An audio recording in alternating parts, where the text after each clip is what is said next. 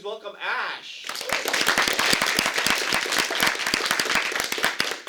Hi, my name is Ashley, and I did my Zenith on the skills you need to be a storyboard artist. So my plan was to research the skills that you need to be a storyboard artist, and I'll explain why I chose it.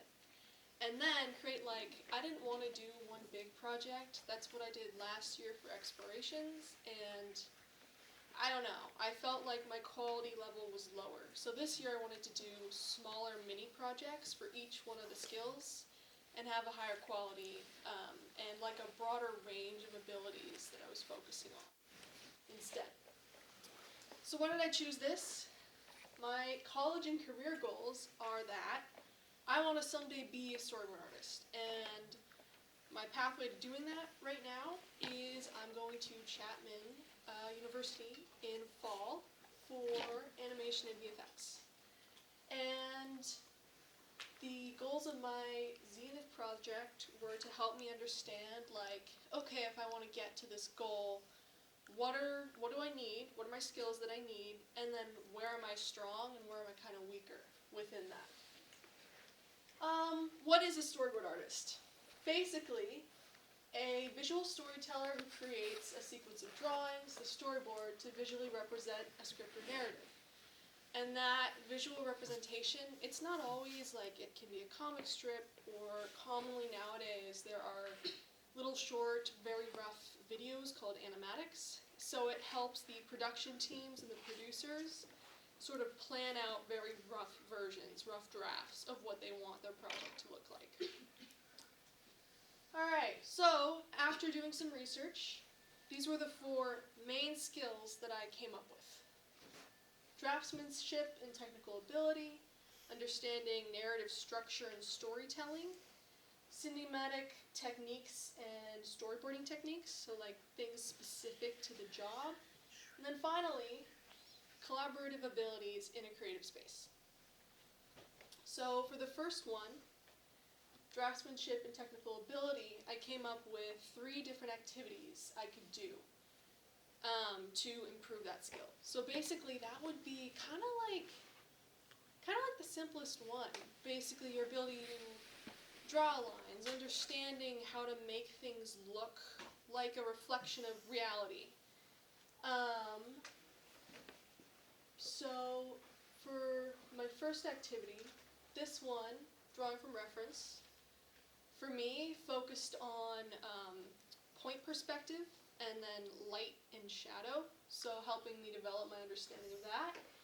I used a mix of mediums for these. That's pen and paper. This is India ink with a paintbrush. And that one is Procreate, my all-time favorite drawing app. Next activity was breaking down movement. That one's really important.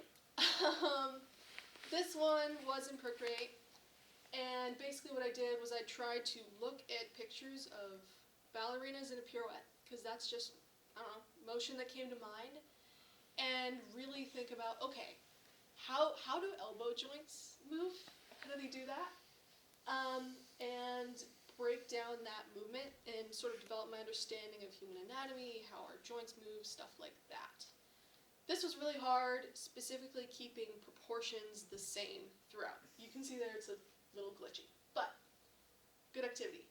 Then I did creating emotion and personality, which is really, really, really important for a storyboard artist, because your job is to make sure that the viewer understands what a character is feeling. So the 2 ways I chose to try and do that were, 1, focusing on facial expression as humans. That's the main way we communicate emotions. And 2, body language. So that was that one there. Try and do more, use entire full body shots to show what she is feeling. Skill number 2, understanding story structure. We do a lot of this in English, so I had some knowledge coming in, but I researched specifically for short films, a more simple version of plots. So that simple version has basically, I'd say 5 parts. Inciting incident, the thing that starts off your story. Then you have, I'm going to say, your conflict, which is the problem you're trying to solve, some intermediate plot points, and then the climax, most dramatic part, and the resolution. So this was where I sort of planned out a short film. And my short film is about roommates. So I have two characters, kept it very simple, and then that there is an overview of my plot, but I'm actually going to take you through my plot later when I show you the storyboard that I made for it. So this was my rough version. I did this on paper because I felt, okay, I'm using digital stuff too much. A lot of storyboard artists would traditionally use paper, so why not try that? So these were like thumbnail sketches, which are even smaller, even rougher versions of storyboards. And then this is the final 6 panels that I made. I kept it monochrome just for the sake of simplicity, black and white. Here is my, what did I say, inciting incident, I think, where basically it sets up, okay, she's out of coffee, she wants more coffee. Then this scene is she goes to get more coffee, and this sets up the conflict because we have some text between her and her roommate. Basically, they've been having some issues where they don't really like each other. Roommate drank her coffee. Roommate doesn't think it's a big deal. They kind of have conflicting personalities. So she's like, okay, whatever. I'll go make more coffee. And then I've got plot point number 1, I'd say, where, oh no, there's a spider. She's deathly scared of spiders. And then it gets into the rising action where she's trying to get rid of this spider. And eventually that builds into my climax where she's escalated behavior to the point where she is going to take a lighter and torch the spider. So, not great. And of course that's when the roommate walks in. So I decided, like, it's not a traditional climax, but the rest of my climax is going to be, all right, this is where the conflict is solved, right? So the rest of my climax is them apologizing to each other. And it ends in a truce, and then my resolution here, all right, a couple months later, they're friends, they're going out together.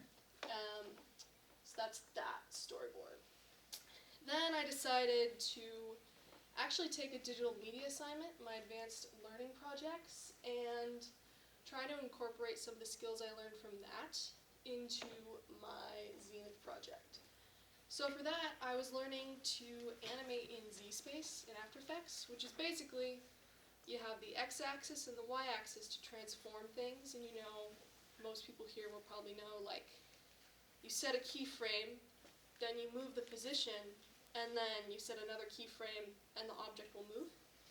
So this basically adds an extra axis for you to move things on. So up there you can see I've got basically these 2D pieces moving around in a 3D space. And then you've got a blue arrow, red arrow, green arrow. That is X, Y, and Z axis. So I created this little video.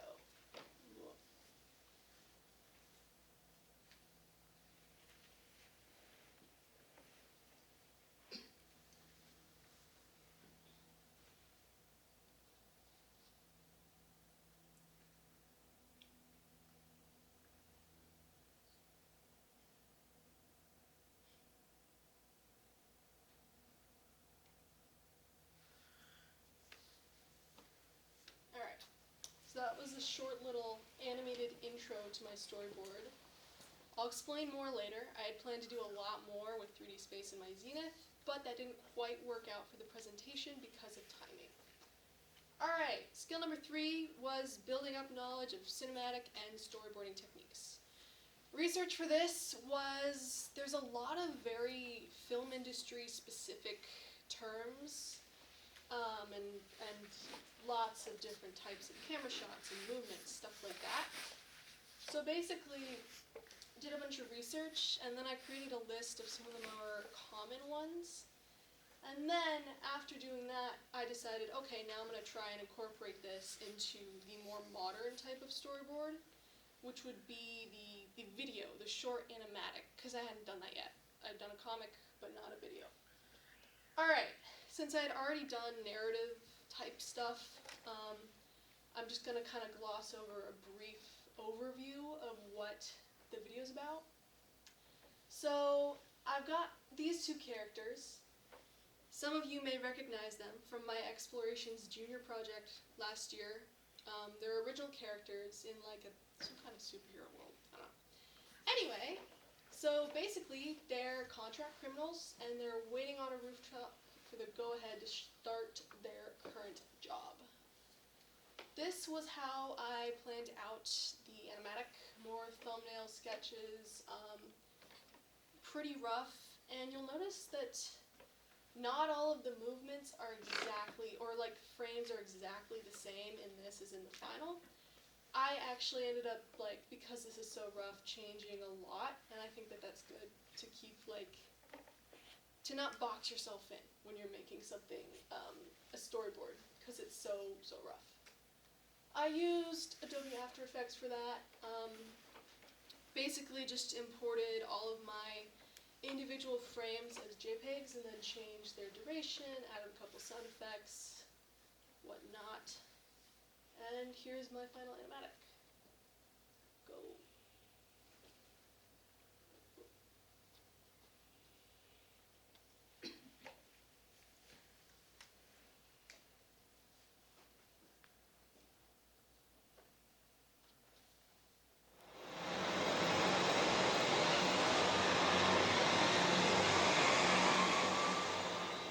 What did you want to be when you were small? You didn't want to be this. I'm sure of that. No child wants to become something like you. I wanted to be a ballerina. A ballerina? Yes. They retire young, ballerinas.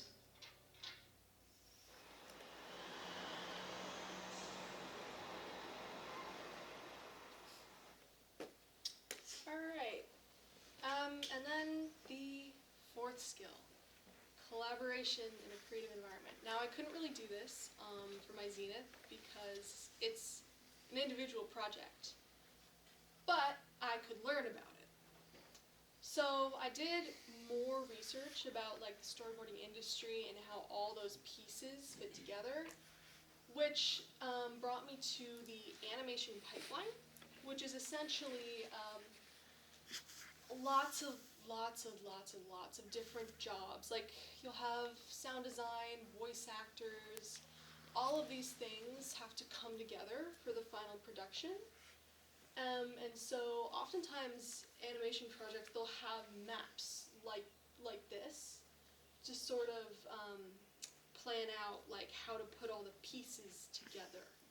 And that's part of why collaboration is so important, to make sure that production teams can efficiently create like high quality products. So I couldn't do this on my own, but I think I practiced this skill pretty well throughout my time at Freestyle because of all the amazing collaborative projects we do here.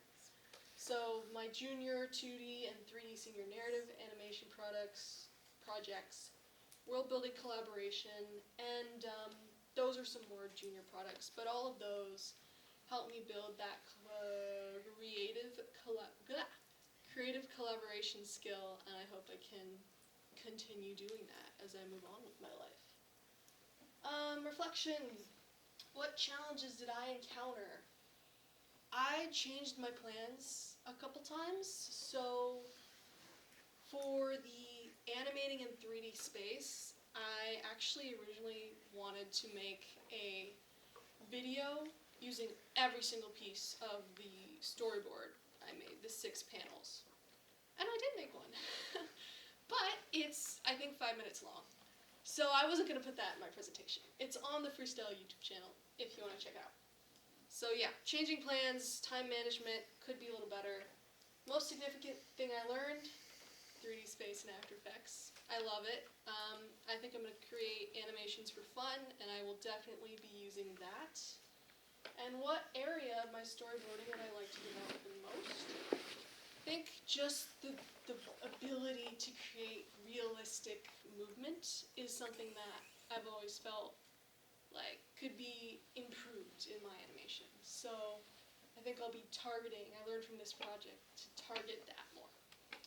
All right, thanks for listening.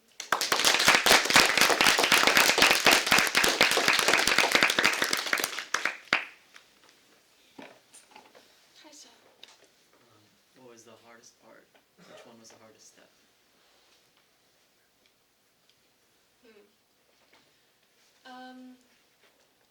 Weirdly enough, that tiny little GIF was so irritating because you can clearly, like, you can see when the hand changes or the arm, like, changes length because they're all in the same space. So I thought it was, to me, it was annoying to try and make all the proportions look right.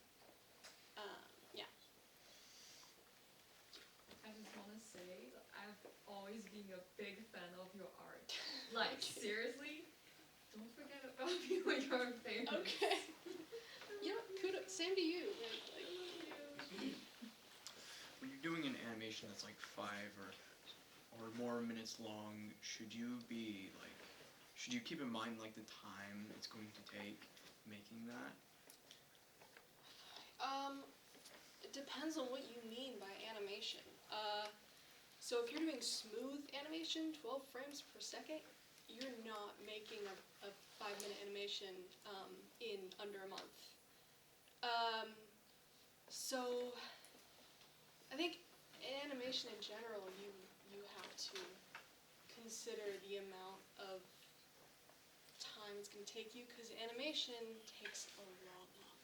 But I'd say, like, you can get a lot out of, like, Lillian's project used, I think, frame rate was much smaller than 12, was it shorter than 12 frames?